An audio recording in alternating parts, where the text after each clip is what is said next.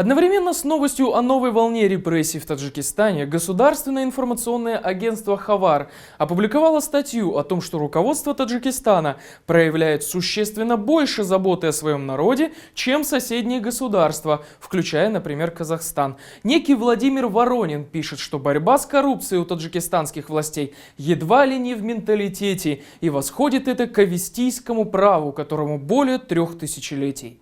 Автор возмущенно пишет, что, просмотрев статьи, пришел к выводу, что в последнее время публикуется много критической информации в отношении Таджикистана, которые носят однобокий характер.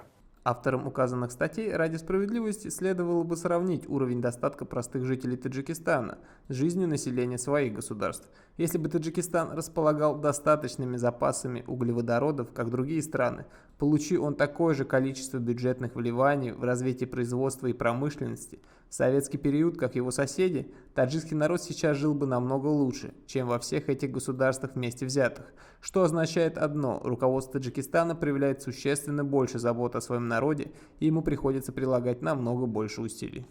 По мнению провластного автора, которого, кстати сказать, никто из журналистов республики не знает, в Таджикистане гораздо лучше борются с коррупцией, чем во всем мире. Ведь впервые проблемы борьбы с коррупцией в ее современном понимании нашли свое отражение в древнем авестийском праве. Еще в первом уголовном кодексе таджиков в Андидаде предусматривался ряд норм об ответственности за подкуп и продажность должностных лиц.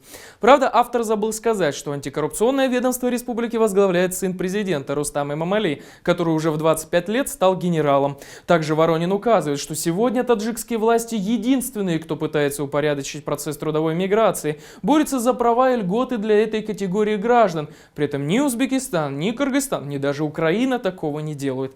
Не упомянул автор о том, что в соседнем Кыргызстане, который, кстати говоря, тоже не располагает запасами углеводородов, уровень средней заработной платы как минимум в 2,5-3 раза выше, чем в Таджикистане, а свет даже в холодное время года повсеместно подается.